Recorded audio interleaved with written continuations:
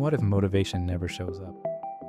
What if the thing you've been waiting on to start, the spark, the push, the energy, never actually comes? Because here's the truth nobody tells you. Waiting for motivation is the fastest way to get stuck. This video is for anyone who's ever said, "I'll start when I feel ready." Because I've got news for you. You won't. That's not a personal flaw. It's just how motivation works. Or more accurately, how it doesn't. Let's break this down. Motivation, as most of us imagine it, is that electric jolt, a sudden burst of energy that gets you up and doing the hard thing.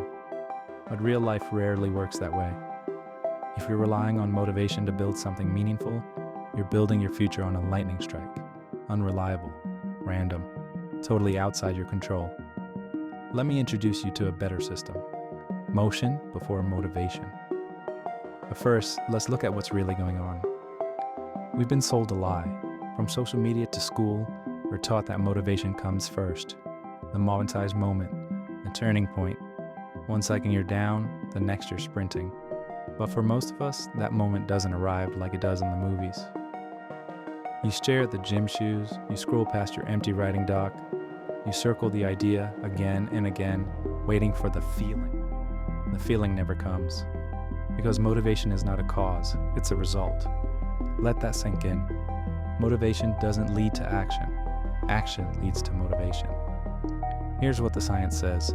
In psychology, there's something called the behavioral activation principle. It tells us that we don't think our way into motivation. We act our way into it. That means doing the thing before you feel like doing the thing. Let's use a story. Meet Jordan. Jordan wanted to start running. Every Sunday night he told himself, "Tomorrow morning I'll start." And every morning he didn't. Because he was waiting to feel like it. Sound familiar? Then one day, Jordan changed the plan. Instead of trying to feel motivated to run a mile, he committed to one action. Put on shoes and stepped outside. That was it. No pressure, no performance. And what happened? Once the shoes were on and he was outside, running felt easier. Not because he was magically motivated, but because he was already moving. Motion created momentum. Momentum created motivation. This is why action is everything. Let's talk about the brain. Your brain is designed to protect you. It values safety, efficiency, and patterns. Doing something new? Risky, unknown, energy-consuming. So your brain feeds you reasons not to begin. You don't have time. You're not ready. You're too tired. But once you start, even with the tiniest step, your brain shifts. It stops repairing and starts participating. It moves from defense mode to action mode. The energy you thought you didn't have, it kicks in after you start. Here's a way to hack this. It's called the 2-minute rule. Whatever task you've been avoiding, scale it down to the first 2 minutes. Want to write a book? Open the doc and write 1 sentence. Want to clean your apartment? Just pick up 1 thing. Want to meditate? Sit in silence for 2 minutes. Why does this work? Because it's not about the task. It's about the start. Starting overcomes inertia. Inertia is the real villain here, not laziness. Let's call that out too. You're not lazy. You're afraid, or overwhelmed, or exhausted. We're not lazy. When we wait for motivation, we're usually avoiding something deeper. Fear of failure, fear of imperfection, fear of wasting time. You know what's worse than failing? Not trying, not showing up, not even getting on the field. Here's the trap. Waiting feels safe, but it's not neutral. It's a slow erosion of confidence. Every time you delay action, you reinforce the idea that you can't trust yourself to begin. You weaken the muscle of movement. But when you do act, even clumsily, you teach yourself you're capable. And that's where self-trust begins. Let me give you another story. Sophie was an artist who hadn't painted in over a year. Not because she didn't love it, because she kept waiting for the right energy, the spark, the inspiration. Then one day, she set a timer for 10 minutes and sat in front of a blank canvas. She didn't paint, she didn't sketch, she just sat. The next day, she picked up the brush. And by the end of the week, she was painting again. Why? Because she showed up. She put herself in motion, and motion created the mindset. This is where momentum lives, not in big, flashy efforts, but in quiet, repetitive starts. Start, even badly, especially badly.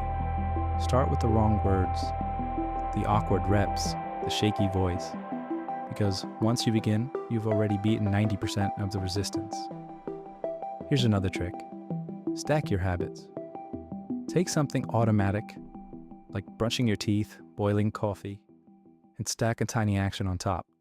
While the water boils, write one idea. After brushing, stretch for 2 minutes. These micro patterns prime your brain. They tell your system, we do things here. And the more you repeat them, the more identity forms. You go from someone trying to be productive to someone who shows up no matter what. Let's talk about identity. The biggest shifts don't happen through goals, they happen through votes. Every action is a vote for who you believe you are. Write one sentence. That's a vote for being a writer. Make one sale. That's a vote for being a creator. Record one video. That's a vote for being a communicator. It doesn't have to be perfect. It just has to be cast. Now let's address the challenge. What about when you really don't feel like it? You're not just unmotivated. You're stuck in a spiral. Everything feels heavy. Here's what you do. First, lower the bar radically. Remove all pressure of outcome. Do the task for 5 minutes with zero judgment. Not to perform, just to move. That first 5 minutes breaks the spell.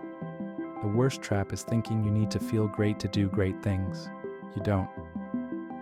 You just need to start badly enough, long enough to see it through. This is the heart of the lie. Motivation isn't what starts the journey. It's what meets you along the way. Now imagine this. What if every time you wanted to wait, you did one small thing instead? What would you change? Your day, your confidence, your future? Probably all three. Let me leave you with this. There's someone out there with less skill, less talent, and less experience than you, doing the thing you keep postponing. Not because they're better, but because they started. So maybe today is not about doing it all. Maybe it's about doing one thing, one sentence, one call, one rep, and letting that be enough to carry you to the next one. You don't need permission, or a mood, or a muse. You need a starting line. And here it is. Start now, even if it's awkward, especially if it's awkward. Because the lie of waiting for motivation is just that, a lie. And the truth, you're ready the second you move. Let's go deeper. There's a term in neuroscience called behavioral momentum. Think of it like Newton's first law, but for your habits. Objects in motion stay in motion, and that includes you. Once you act, the resistance drops dramatically. The next action gets easier, and then the next. Have you ever noticed how cleaning one dish somehow leads to cleaning the whole sink? Or how writing one sentence turns into a page? That's behavioral momentum in action. But we sabotage ourselves by expecting motivation first, by waiting until we're in the mood. That's like refusing to eat until you feel full. It's backwards. Here's something else to think about. Dopamine, your brain's feel-good chemical, isn't released after success. It's released when you anticipate reward. That means starting the task is what triggers your brain to invest. So when you act, even a little, your brain starts feeding you feel-good chemicals that keep you going. It's not magic, it's biology. Let's revisit Jordan. Remember the runner? What really changed for Jordan wasn't the morning jog. It was his identity. He stopped being someone who wanted to start running and became someone who runs. Even if it was just once a week, even if it was slow, the shift was everything. And it happened because he moved, not before. Same for you. You don't wait until you feel like a musician to pick up the guitar. You pick it up, fumble through the chords, and become one. You don't need to believe you're capable to begin. You begin and belief follows. Belief doesn't precede action. Belief is a byproduct of action. That's why high performers don't sit around waiting for motivation. They build routines. They use systems. They make starting easy so that showing up becomes a reflex. You can do the same. Here's how. Step 1. Create friction for distractions. Put your phone in another room. Disable notifications. Block websites that steal your focus. Make it harder to do the wrong thing. Step 2. Remove friction for the right thing. Keep your journal open. Preload your workout clothes. Make your start visible and simple. Step 3. Anchor your start to something you already do. After you drink water, write one idea. After breakfast, walk for 3 minutes. After brushing your teeth, meditate for 2. Now let's adjust the biggest excuse we tell ourselves. I don't feel like it. Let's call that what it really is, emotional resistance.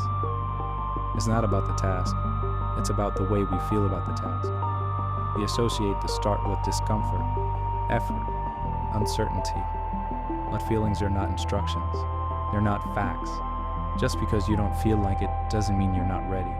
It means your brain is doing its job, trying to keep you comfortable. And comfort is a trap. You weren't built for comfort. You were built for capacity, to expand, stretch, grow.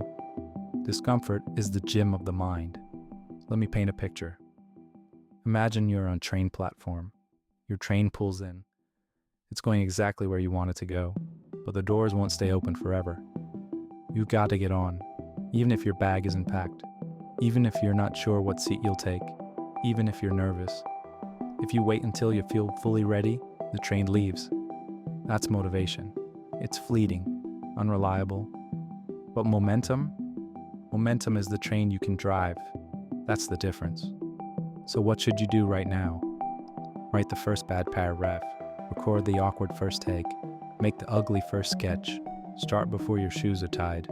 Because waiting doesn't preserve your energy, it drains it. It's the weight of not doing that's exhausting. You know this. The mental burden of delay is heavier than the discomfort of beginning. There's one more idea I want to give you. It's called the zero momentum loop. Here's how it works. 1. You don't act. 2. You feel guilty. 3. You avoid more. 4. Guilt increases. 5. Confidence drops.